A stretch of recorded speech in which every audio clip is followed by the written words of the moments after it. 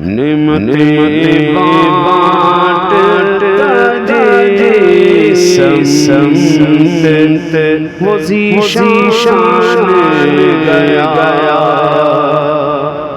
نعمتیں بانٹتا جے سمت وہ ذیشان گیا ساتھ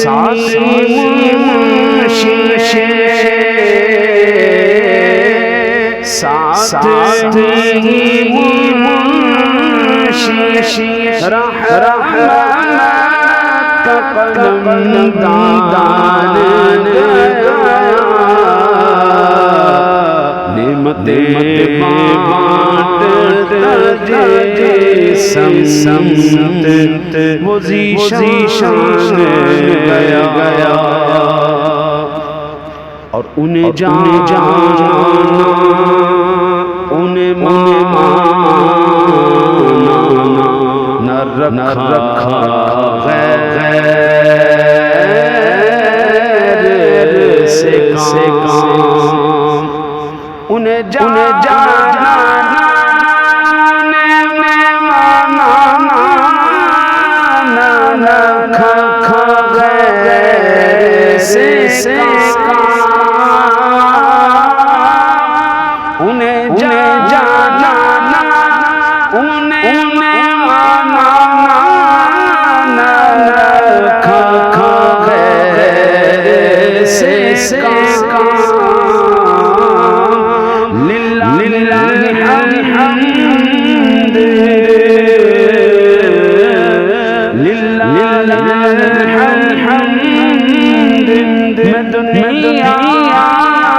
مسلمان گیا نعمتیں بانٹتا جے سمت وہ ذیشان گیا اور آج لے کی پناہ آج مدد مانگوں سے آج لے کی پناہ آج مدد مانگوں سے آج لے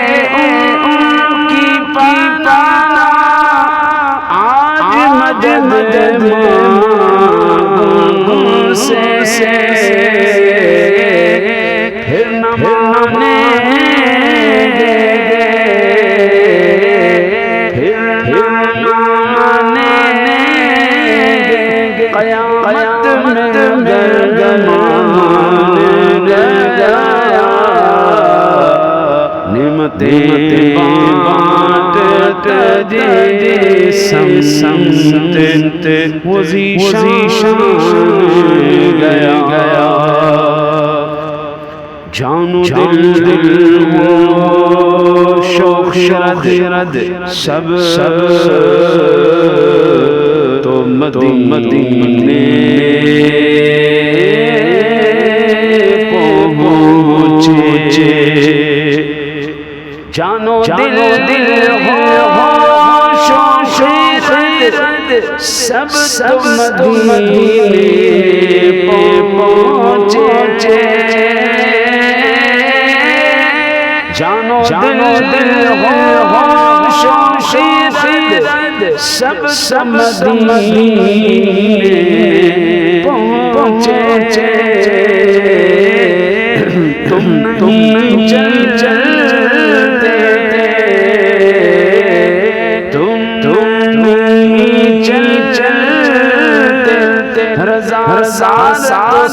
سامان گیا نعمتیں بانٹتا جے سمت وہ ذیشان گیا شامل ذوال احترام والاحتشام اللہ وحدہ لا شریک کے پاک کلام کی تلاوت اور پیارے محبوب کریم علیہ الصلاۃ والتسلیم کی بارگاہ مقدسہ میں ہدیہ عقیدت پیش کرنے کے بعد سب سے پہلے دعا گو ہوں اللہ وحدہ لا شریک اپنے حبیب کریم علیہ الصلاۃ والتسلیم کا صدقہ حق اور سچ کہنے کی توفیق عطا فرمائے، آپ کو مجھے سننے کے بعد اس پر عمل کی توفیق نصیب فرمائے۔ آج ہم تمام احباب یہاں پر مل کر جو اکٹھے ہوئے ہیں، محترم مرحوم مقبول احمد بھٹی صاحب کے اصل ثواب کی محفل کے لیے اور بالخصوص ان کے پسماندگان کے ساتھ اظہار تعزیت کے لیے ہم یہاں پر حاضر ہوئے ہیں۔ یہ ہمارا یہاں پر اکٹھا ہونا یہ کوئی بدعت نہیں، یہ رسول اللہ صلی اللہ علیہ وسلم کی سنت مبارکہ ہے۔ مسلم شریف کے اندر حدیث پاک موجود ہے، کریم آقا جی علیہ الصلاۃ والتسلیم کی ذات گرامی، راوی کہتے ہیں کہ دوسرا دن تھا یا تیسرا دن تھا، راوی کا شک ہوا، ہمارے لیے رحمت بن گیا۔ دوسرے دن بھی ہو تب بھی سنت ہے، تیسرے دن بھی ہو تب بھی سنت ہے۔ کریم آقا جی علیہ الصلاۃ والسلام اپنے اصحاب کے ساتھ حضرت معاذ بن مالک رضی اللہ تعالیٰ عنہ کے وصال کے بعد ان کے اہل خانہ کے پاس اظہار تعزیت کے لیے گئے اور آپ جناب رسالت مآب صلی اللہ علیہ وسلم نے ان کے لیے دعائے مغفرت فرمائی۔ آج ہم حضور کی سنت پر عمل کرتے ہوئے ان تمام وارثان کے ساتھ، ان کے صاحبزدگان کے ساتھ، ہمارے منظور احمد بھٹی صاحب تشریف فرما ہیں، ان کے ساتھ اظہار تعزیت کے لیے ہم حاضر ہوئے ہیں۔ اللہ تعالی ہمارا آنا اور آپ لوگوں کا یہاں پر بیٹھ کر ذکر و اذکار کرنا اپنی بارگاہ میں قبول و منظور فرمائے۔ قرآن پاک کے اندر بے شمار مقامات پر اللہ تعالیٰ نے اولاد کو یہ وصیت اور نصیحت فرمائی ہے، ماں باپ کے ساتھ حسن سلوک کرنا ہے۔ ایک مقام نہیں ہے، بے شمار مقامات۔ احادیث کا تو پھر خزانہ ہے نا جی، پوری احادیث بیان کرنا میرے لیے یہاں پہ ممکن نہیں ہے۔ میں حدیث کا نمبر عرض کر دیتا ہوں اور خلاصہ عرض کر دیتا ہوں تاکہ آپ لوگوں کو وہاں پر نمبر سننے کے بعد تفصیل سے اگر آپ پڑھنا چاہیں تو آپ پڑھ سکتے ہیں۔ اللہ تعالیٰ نے یہ ارشاد فرمایا، والدین کی صورت میں نے تم پر احسان کیا ہے، یہ اللہ نے ہمیں نصیحت فرمائی۔ یہ صحیح بخاری شریف کے اندر 5970 نمبر پر حدیث پاک موجود ہے۔ یہ بڑی خوبصورت میرے نبی کا ہر فرمانی سبحان اللہ ہے جی، لیکن یہ نمبرنگ یاد کر لیجئے گا اگر آپ تفصیل سے والدین کی عظمت کو پڑھنا چاہتے ہیں۔ حتیٰ کہ میرے آقا نبی اکرم صلی اللہ علیہ وسلم نے ایسے بندے کو جہاد کی بھی اجازت نہیں دی جس کو والدین کی اجازت نہیں تھی۔ صحیح بخاری شریف میں یہ 5972 نمبر پر حدیث پاک موجود۔ صحیح بخاری شریف کی 5973 نمبر پر حدیث کا مفہوم یہ ہے، رسول اللہ صلی اللہ علیہ وسلم نے ارشاد فرمایا اپنے والدین کو گالی نہیں دینی، خبردار گالی نہیں دینی۔ یا رسول اللہ کس طرح گالی دیں گے؟ کوئی ماں باپ کو گالی دیتا ہے؟ فرمایا کسی کے ماں باپ کو گالی دو گے تو وہ تمہارے ماں باپ کو اچھا کہے گا؟ کسی کو گالی نکالو گے، کسی کے ماں باپ کو گالی نکالو گے تو وہ تمہارے ماں باپ کو نکالے گا نا، تو سبب کون بنا؟ تم بنے۔ وہ گالی اس نے نہیں دی ہے، تم نے دی ہے۔ میرے آقا نبی اکرم صلی اللہ علیہ وسلم نے ارشاد فرمایا، صحیح بخاری شریف میں 5974 نمبر پر یہ حدیث مبارکہ ہے، جو والدین کے ساتھ حسن سلوک کرتا ہے اللہ تعالیٰ اس کی دعا کو قبول فرماتا ہے۔ دعائیں قبول آج کیوں نہیں ہو رہی؟ اس کی وجہ ایک ہی ہے، یہ تفصیل سے حدیث آپ پڑھ لیجئے گا اور آپ کو مزہ آئے گا۔ صحیح بخاری شریف میں 5975 نمبر پر حدیث پاک ہے، والدین کی نافرمانی گناہ کبیرہ ہے۔ ماں باپ کی جو ہے نافرمانی یہ گناہ کبیرہ ہے۔ 5976 نمبر، 5977 نمبر، 5000 یہ مسلسل جو ہے 75 76 77 یہ ساری کی ساری احادیث اسی ضمن میں آ رہی ہیں، ماں باپ کی نافرمانی کرنے والا کبیرہ گناہ کا مرتکب ہو رہا ہے۔ میرے آقا نبی اکرم صلی اللہ علیہ وسلم نے بے شمار مقامات پر یہ اگر میں صرف بخاری شریف اور مسلم شریف کی حدیث میں آپ کے سامنے رکھوں تو بہت وسیع ذخیرہ ہو جائے گا. ایک دو میں مسلم شریف سے حدیث آپ کو عرض کر دوں. آج کل نا جی فرقہ واریت نے ہمارے دماغوں کو نا مفلوج بھی کر دیا ہے اور غلیظ بھی کر دیا، گندا کر دیا ہے. اتنا گندا کر دیا ہے کہ ہم کسی دوسرے کو مسلمان سمجھنے کے لیے روادار ہی نہیں. ہماری نظر میں صرف ہم مسلمان ہیں، باقی سارے مشرک اور کافر اور بدعتی ہیں. آج کل ایک خاص مکتبہ فکر ہے، وہ اس کے اوپر بڑا زور دیتا ہے کہ صرف مسلمان آپ لوگ ہیں، اور وہ جو سعودیہ کے اندر رہتے ہیں وہ مسلمان ہیں اور باقی سارے مشرک ہیں، قبر پرست ہیں، مشرک ہیں اور بدعتی ہیں. کبھی ہم سے بھی پوچھ کے دیکھو یار، کبھی ہم سے بات کر کے دیکھو، ہم آپ کو اپنا عقیدہ بتائیں. ہمارا عقیدہ کہاں سے ثابت ہے؟ جاہلوں کے عمل کو ہم اپنا دین یا مذہب نہیں کہتے. میں نے ایک بندے سے ویسے بات کی، میں نے کہا یار آپ لوگ سب کو مشرک کہتے ہیں، کوئی مسلمان بھی ہے؟ کہ ہاں جی سعودیہ والے سارے مسلمان ہیں. کہ میں کہ کیوں؟ کہنے لگے جی وہ صحابہ کی اولاد ہیں.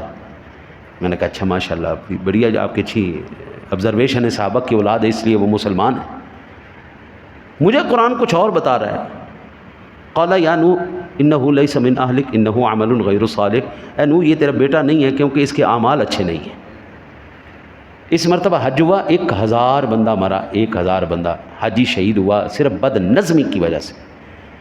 10 ذی الحجہ کو حج ہوا، 7 ذی الحجہ کو سعودیہ کے اندر نائٹ کلب کھولا گیا. 7 صرف حج سے 3 دن پہلے. اس سے پہلے یہ بالکل آن دی ریکارڈ بات ہے، اگر ایک بات بھی غلط ہو میں زبان کٹوانے کے لیے تیار. میری بات ریکارڈ بھی ہو رہی ہے، میری بات کچی بات کرنا میرے مزاج میں بھی نہیں ہے. 7 ذی الحجہ کو نائٹ کلب کی، LGBT کے پروگرام، میوزک کنسرٹ، سینما ہاؤس، جوئے خانے، یہ سارا کچھ تیار ہو رہا ہے. کیا بات ہے جی. قرآن تو مجھے یہ بتا رہا ہے جو عمل صالح نہیں کرتا اس کا کسی کے ساتھ کوئی لینا دینا نہیں، کوئی واسطہ نہیں، کوئی مسلمان نہیں، کوئی چکر، وہ چاہے نبی کی اولاد ہو. ہم نے قرآن اور حدیث کے پیرایوں کو نکال کے اس کو پس پشت ڈال کے حضرت اپنے پیرائے جب سے بنائے ہیں برباد ہم اس دن سے ہیں. ماں باپ کا نافرمان کہ اللہ کی بارگاہ میں مقبول ہے، رسول اللہ کی بارگاہ میں مقبول ہے. کہاں پر مقبول ہے؟ ماں باپ کا نافرمان کہیں پر بھی نہیں اس کی جناب سنوائی، وہ دونوں بارگاہوں میں مردود ہے. ہمارا مقصد حیات کیا ہے؟ الذی خلق الموت والحیات لیبلوکم ایکم احسن عملا. ہمارا مقصد حیات تو یہ تھا، اللہ تعالیٰ یہ آزمانا چاہتا ہے ہم میں سے نیک عمل کون کرتا ہے. حضرت آپ کے دوست تو آپ کی خوبصورت باتوں سے بڑے متاثر ہوتے ہیں. دنیا کے سارے لوگ آپ کی خوبصورت اخلاق سے، آپ کے کردار سے، آپ کے پیسوں سے بڑے خوش ہوتے ہیں. ماں باپ تڑپے پڑے ہیں آپ کی میٹھی گفتگو کے لیے. کون سی مسلمانی ہے جی؟ یہ کون سی مسلمانی ہے؟ حضرت ماں باپ تیرے تڑپے پڑے ہیں کہ ساڈا پتر کدی سونی طریقے نال ساڈے نال گل کرے، میٹھے طریقے نال گل کرے، جس طرح یاراں دوستاں نال یاری دوستی کرتا ہے ساڈے نال بھی آ کے کدی گل کرے. ماں باپ تڑپے پڑے ہیں، یاری دوستی جناب نبھ رہی ہے. یہ مسلمان نہیں ہے. البتہ میرے آقا نبی اکرم صلی اللہ علیہ وسلم کا ایک حدیث پاک میں مختصراً، یہ مسلم شریف کی حدیث پاک ہے اور کتاب الوصایا کے اندر ہے، 1631 نمبر پر یہ روایت موجود ہے. عن ابی ہریرہ رضی اللہ تعالی ان رسول اللہ صلی اللہ علیہ وسلم قال اذا مات الانسان انقطع عمله الا من ثلاثه من صدقۃ جاریہ او علم ينتفع به وولد صالح يدعو له. نبی اکرم صلی اللہ علیہ وسلم نے ارشاد فرمایا جب بندہ فوت ہو جاتا ہے اس کے تمام اعمال منقطع ہو جاتے ہیں. آقا جی نے ارشاد فرمایا جب بندہ فوت ہو جاتا ہے اس کے سارے عمل منقطع ہو جاتے ہیں. 3 اعمال ایسے ہیں جن کا جو ہے ثواب اس کو پھر بھی ملتا رہتا ہے، وہ سلسلہ چلتا ہے. تاریخ انسانی کے اندر سب سے جو ہے طویل ترین گناہوں کا بوجھ اٹھا کر جانے والا وہ جو سب سے پہلے جس نے اپنے بھائی کا قتل کیا، حابیل و قابیل کا واقعہ آپ کو یاد ہے؟ آج دنیا کے جس خطے میں بھی جتنے بھی قتل کیے جا رہے ہیں مظلوموں کے، اس کا ایک حصہ اس کو مل رہا ہے۔ یہ طویل ترین گناہوں کا بھار اٹھانے والا وہ شخص ہے۔ اس تاریخ انسانی کا سب سے طویل ترین جو ثواب کا اس امت میں جس کے ہاں یا جس کو اجر دیا جا رہا ہے، اس کا نام ہے حضرت سیدنا عثمان غنی رضی اللہ تعالیٰ عنہ کی ذات گرامی۔ سب سے طویل ترین جس کو اجر مل رہا ہے، 14 صدیوں کے اوپر محیط، آج بھی سعودی جو حکومتی بینک ہے اس کے اندر حضرت سیدنا عثمان غنی رضی اللہ تعالیٰ عنہ کے باغات کا تمام پیسہ جمع کیا جاتا ہے اور وہ تمام کا تمام فقراء میں اور مستحقین میں تقسیم کیا جاتا ہے۔ یہ تاریخ انسانی کے دو بڑے طویل ترین اجر کے سلسلے ہیں، اور یہ کب تک رہے گا اللہ کی ذات جانتی ہے، اللہ جانتا ہے جب تک یہ رہے گا۔ آقا جی علیہ الصلوۃ والسلام نے ارشاد فرمایا 3 چیزیں، ایک ہے صدقہ جاریہ۔ اب یہ جتنا باغ تھا سیدنا عثمان غنی کا، یہ صدقہ جاریہ میں گیا، مال سارا ان کا بیت المال میں جمع ہوتا ہے، اس کے مطابق مستحقین کو ملتا ہے، اللہ تعالیٰ ان کی روح کو جو ہے اس کا اصل ثواب عطا فرمایا جا رہا ہے۔ مساجد ہماری اکثر وقف مساجد ہوتی ہیں، اس کے اندر جتنے بھی لوگ نماز پڑھتے ہیں یہ سارے کے سارے صدقہ جاریہ کے ضمن میں۔ میں اکثر عرض کرتا ہوں کہ مساجد کے اندر جتنی بھی چیزیں استعمال ہو رہی ہیں وہ بھی صدقہ جاریہ کے اندر ہی ہیں۔ وضو خانے کی ٹوٹیاں ہیں، یہ ساری چیزیں ہیں، جتنی بھی چیزیں مسجد کے اندر لگی ہوئی ہیں، ان کا استعمال کرنے والے وہ سارے صدقہ جاریہ کا ثواب حاصل کر رہے ہیں۔ پہلی گزارش، آپ جس علاقے میں رہتے ہیں، آپ جس مسجد میں نماز پڑھتے ہیں، جو کمزور آدمی ہے، مڈل کلاس آدمی ہے، وہ اس مسجد کے پانی کا بل اپنے ذمہ لے لے۔ جو تھوڑا تگڑا آدمی ہے وہ گیس کا بل لے لے۔ جس کا اوپر اللہ کی مہر ہے، کرم ہے، اس کو کوئی پرواہ نہیں، 60-70 ہزار لاکھ روپے اس کی جیب سے مہینے کا جائے، کوئی پرواہ نہیں، وہ بجلی کا بل اپنے ذمہ لے لے۔ آپ کی طرف سے یہ اللہ کے گھر میں تعاون ہوگا، آپ کے لیے یہ صدقہ جاریہ بن جائے گا۔ جو اولاد بیٹھی ہے یہاں پر مرحوم مقبول صاحب کی، وہ اب جس مسجد میں وہ نماز پڑھتے ہیں، جو ان کے گھر کے قریب ہے، میں یہ نہیں کہتا میری مسجد کو دیں، جو ان کو جہاں پہ وہ نماز پڑھتے ہیں جو ان کے گھر کے قریب ہے، ایک مخصوص ہدیہ آپ ماہانہ مسجد کو پیش کریں، مسجد کی خدمت ہو جائے گی، آپ کے لیے صدقہ جاریہ ہو جائے گا۔ اب مسجد بنائی تو نہیں جا سکتی، یہ مسجد بننے میں، اس کو تعمیر کرنے میں 6 کروڑ روپے لگ گئے، اتنا پیسہ تو ہر ایک نہیں خرچ کر سکتا، البتہ جس کی حیثیت ہے وہ اس میں حصہ ڈال کر ثواب تو حاصل کر سکتا ہے۔ وہ ایک روایت ہے، ایک مائی صاحبہ اون کا گولا لے کے گئیں، حضرت یوسف علیہ السلام کا اعلان ہو گیا کہ یوسف بازار مصر میں آیا، بڑا حسین لڑکا، جس نے خریدنا ہے آ جاؤ، لگاؤ بولی اس کی۔ وہ مائی صاحبہ اون کا گولا اٹھا کے چلی گئی۔ وہ کسی نے کہا کہ تجھے پتہ ہے کس کی بولی لگنے لگی ہے؟ حسین کائنات کی بولی لگنے لگی ہے، اور تو ایک روئی کا گولا لے کے اس کو خریدنے جا رہی ہے، اس کے بدلے میں تجھے یوسف ملے گا؟ اس نے کہا پتہ ہے مجھے یوسف نہیں ملے گا، اس روئی کے گولے مجھے یوسف کو نہیں ملنا، کم از کم یوسف کے خریداروں میں میرا نام تو آ جائے گا۔ جس دن لسٹ تیار ہوگی یوسف کو خریدنے کون آیا تھا، اس لسٹ میں میرا نام بھی تو آ جائے گا۔ ہم مساجد نہیں بنا سکتے، مدارس نہیں بنا سکتے، ان میں تھوڑا سا حصہ ڈال کر کم از کم مساجد کے خدام میں اپنا نام تو شامل کر سکتے ہیں، جس کی جو حیثیت ہے کرو۔ دوسری بات میرے آقا جی نے ارشاد فرمایا، او علم ينتفع به، وہ علم جو نفع دے۔ 14 صدیاں گزر گئی ہیں جی، میں نے آج سے 44 سال پہلے اسکول کی ایک کلاس پڑھی شروع میں۔ 44 سال پہلے ہمارا جو اسکول کا نصاب تھا نا جی، وہ ایک قاعدہ ہوتا تھا، اس کے شروع میں الف ب ہوتی تھی، اینڈ میں ABC ہوتی تھی، بس پوری کلاس ہوتی، نہ کوئی پلے گروپ، نہ کوئی نرسری، نہ کوئی پکی، نہ کوئی کچی، نہ کوئی سیدھی، نہ کوئی پٹھی، یا تختی قلم دوات ہوتی تھی، سلیٹی ہوتی تھی، اور ایک قاعدہ ہوتا تھا اللہ خیر صلاح۔ یہ ہماری پوری کلاس تھی۔ آج 44 سال کے بعد یہ میرا بچہ پڑھتا ہے 5ویں میں، جب یہ گیا نا جی، انہوں نے کہا جی پہلے انہوں پلے گروپ پیش کریں گے، پھر انہوں فلانے گروپ پیش کریں گے، فلانے گروپ پیش کریں گے، وہ 4-5 سال انہوں تھلے ہی رول دیتا، وہ چوتھے سال جا کے گئے جی اب یہ 1 میں ہو گیا جی. اب جو ہے نا جی اور نئے سے نئے انداز آ گئے. لیکن 44 سال پہلے میں نے اسکول کے ساتھ جب حفظ شروع کیا تھا نا جی، قرآن پاک حفظ کرتے ہوئے اس وقت بھی میں نے سورہ الحمدللہ سورہ فاتحہ سے شروع کیا تھا، سورہ الناس پہ ختم کیا تھا. 44 سال بعد بھی یہ نصاب وہیں کا وہیں ہے.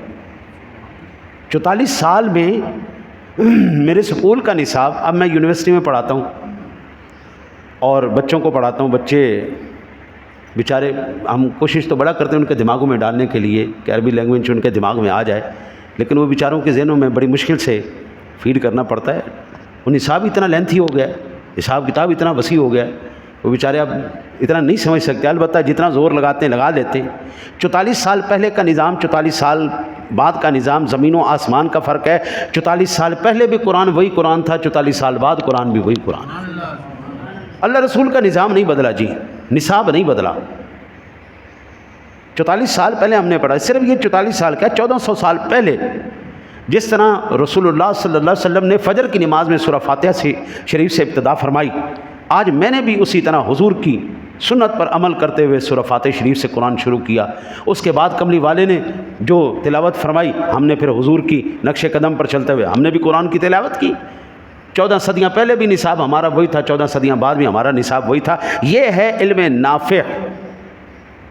میرے اب ہزاروں شاگرد ہیں الحمدللہ، بے شمار شاگرد پاکستان میں بھی، پاکستان سے باہر، اس علاقے میں بھی، بچے بھی، بچیاں بھی، بڑے بھی، بزرگ بھی. آج یہ ختم شریف کی وجہ سے ہماری کلاس رک گئی، ورنہ یہ فجر کی بعد درس قرآن ہوتا ہے، قرآن کے بعد تفسیر قرآن کا کلاس ہوتی ہے. یہ ہمارے سارے تعلیم بالغاں کے بزرگ یہاں تشریف فرما ہیں. 26واں پارہ سورہ فتح شریف ہم نے شروع کی ہوئی ہے جی، ترجمہ تفسیر کے ساتھ. جب تک میں زندہ ہوں میرے پڑھانے کا مجھے تو اللہ اجر دے گا سو دے گا، میرے مرنے کے بعد بھی اللہ یہ ثواب جاری رکھے گا.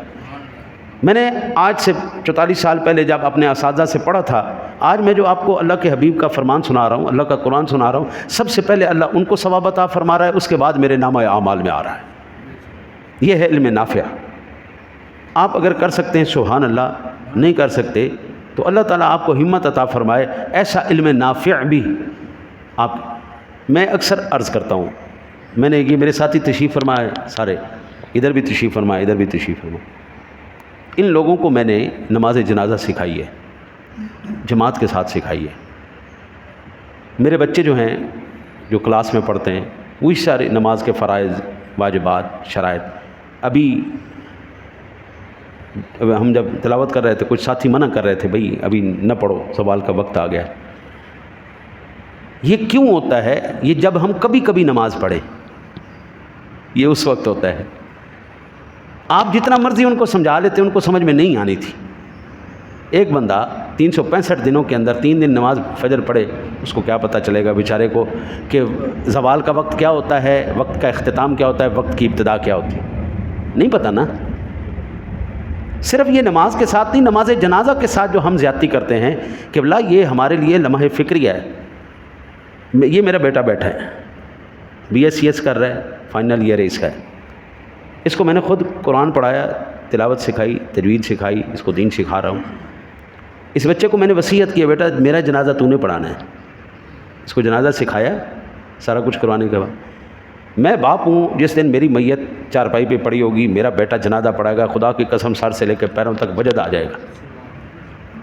میرا بیٹا مجھے کہہ رہا اللہم اغفر لحینا ومیتنا وشاہدنا، یہ جو میرے سامنے پڑا ہوا ہے، یا اللہ اس کی مغفرت کر.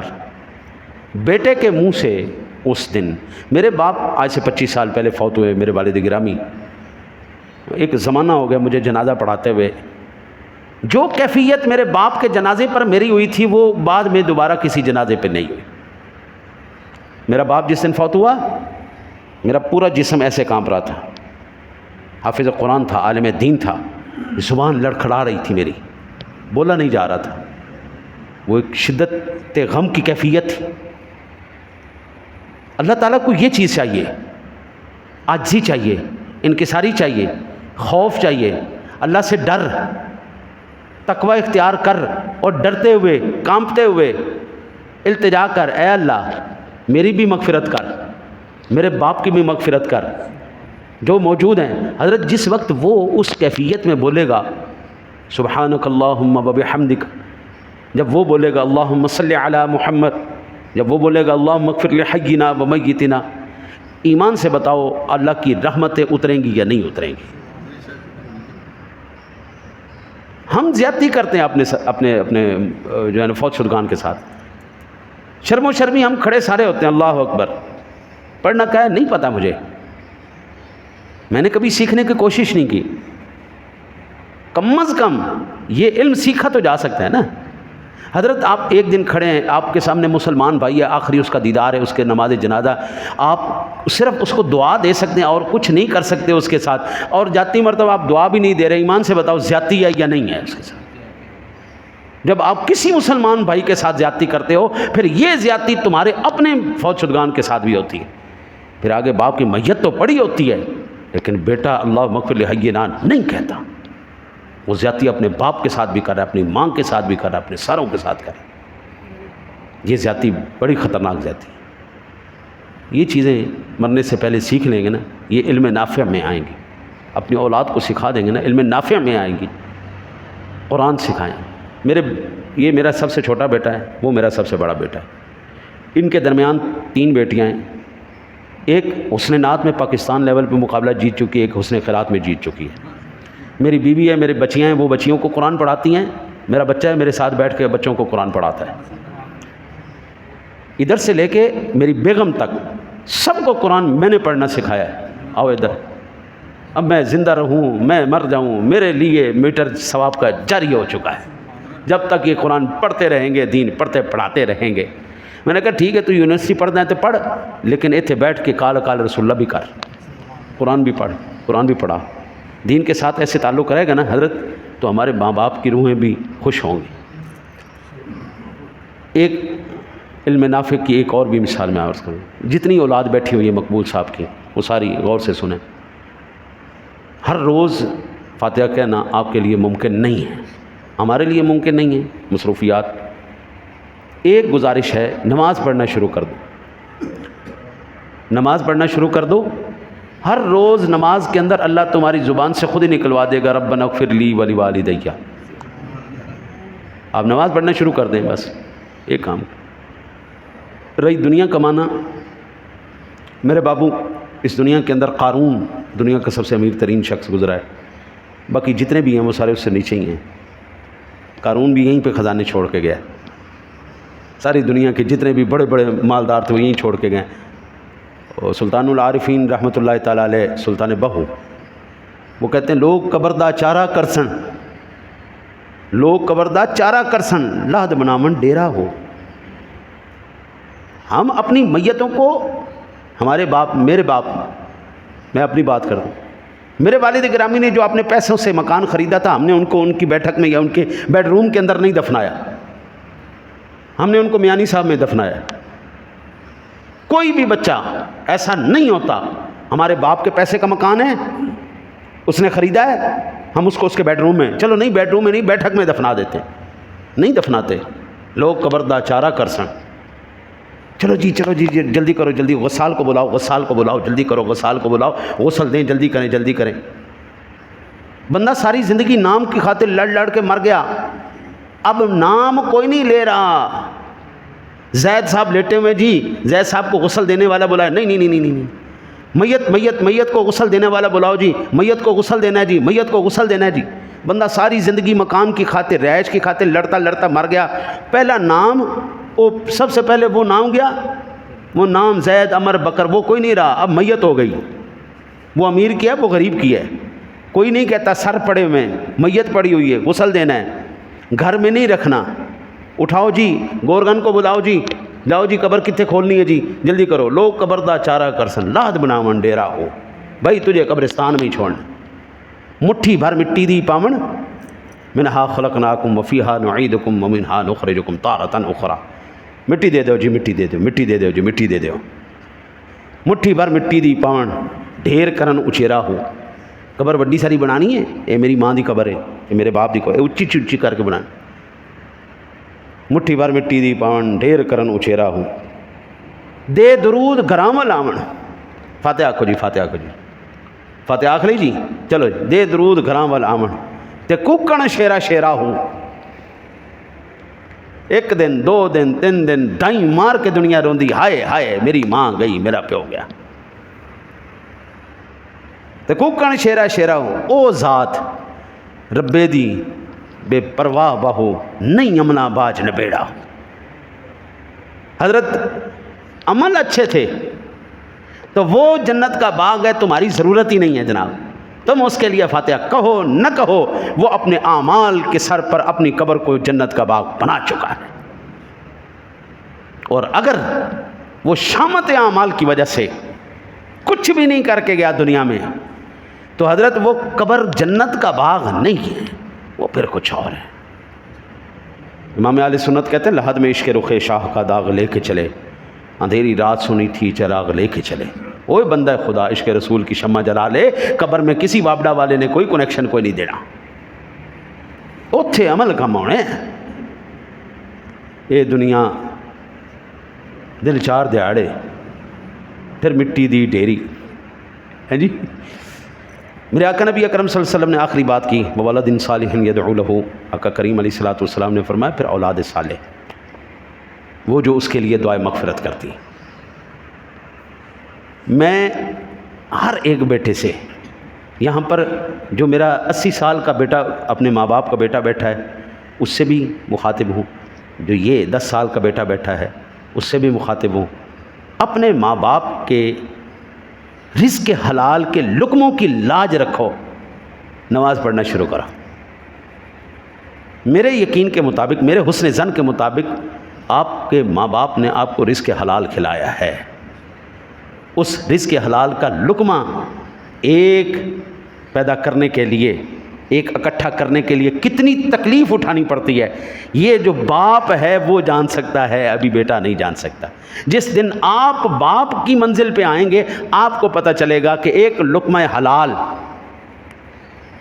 بنانے کے لیے کتنی محنت پیچھے درکار ہوتی ہے. اور بالخصوص ہمارا جو یہ پروگرام ہے, یہ مرحوم مقبول صاحب کے اصل ثواب کے لیے والد تھے. یہ بچے جب نماز پڑھتے ہیں اور جب نیکی کرتے ہیں تو یہ اس بات کی نشانی ہے کہ اس کے ماں باپ نے, اس کے باپ نے ان کو لقمہ حلال کھلایا ہے. آپ کو شاید یہ بات تھوڑی سی تکلیف دے لگے, لیکن ذرا سمجھیے گا, حلالی ہونے کے لیے اور حرامی ہونے کے لیے کچھ سرٹیفکیٹ کی ضرورت نہیں ہوتی. حلالی ہونے کے لیے یا حرامی ہونے کے لیے سرٹیفکیٹ کی ضرورت نہیں ہوتی. عادتیں بتا دیتی ہیں بندہ کس کیٹیگری کا ہے, عادتیں بتا دیتی ہیں.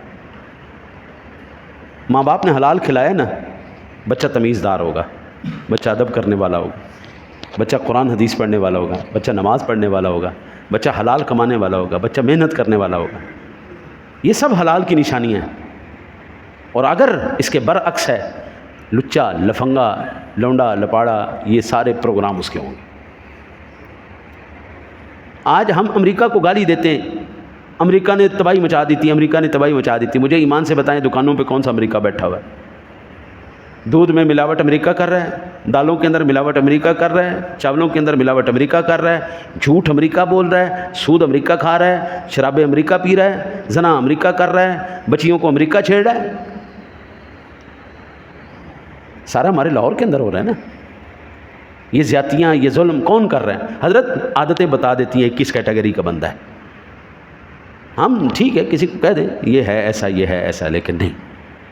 مقبول صاحب کی اولاد کے لیے وولد صالح یدعو لہ, مسلم شریف کی اس حدیث کے اس حصے پر عمل کرتے ہوئے نا بابو, اگر پہلے نہیں بھی نماز پڑھتے تھے اب سے نماز پڑھنا شروع کر. آپ دفتر میں ہیں, آپ گھر میں ہیں, آپ دکان میں ہیں, ادھر ہی مصلی بچھاؤ, ٹائم ہوا, اللہ دی بارگاہ سجدہ ریز ہو. اور سب سے اعلیٰ طریقہ تو یہی ہے مسجد میں حاضری دو, حاضری دے کے جماعت کے ساتھ نماز پڑھو. لیکن اگر یہ ممکن نہیں ہے, آپ کا باس بہت ہی زیادہ خطرناک آدمی ہے, وہ آپ کو نہیں اجازت دیتا, تو 5 منٹ کی بریک لے کے وہیں مصلی ڈال کے وہیں پہ نماز شروع کر دو. میرے مصطفیٰ نے جس دن سجدہ کیا نا زمین پر, پوری زمین کو مسجد بنا دیا. آپ جدھر مرضی سجدہ کر کے نماز پڑھ لو. اگر پہلے نہیں بھی پڑھتے تھے اب باپ کے ساتھ وفا کرو یار, باپ کے ساتھ وفا یہی ہے, مرنے کے بعد نماز پڑھنا شروع کر دو, تمہاری دعائیں اللہ تعالیٰ اس کی بارگاہ میں قبول کرے گا. آخری بات سماعت فرمایا، عیسیٰ علیہ السلام کا زمانہ ہے، آپ تشریف لے جا رہے ہیں قبرستان سے، آپ نے دیکھا ایک بندے کی قبر پر بڑا سخت عذاب ہو رہا ہے، آپ نے استغفار پڑھی، تشریف لے گئے، کچھ دیر بعد پھر واپس وہیں سے آئے، پھر قبرستان میں دیکھا وہی بندہ جس کی قبر پہلے جہنم کا گڑھا تھی، اسی بندے کی قبر اب جنت کا باغ بنی پڑی۔ اللہ کے نبی تھے، بات کر سکتے تھے، مالک یہ کیا ماجرا ہے؟ ابھی کچھ دیر پہلے کی بات ہے، یہ جہنم کا گڑھا تھا، اب جنت کا باغ ہے۔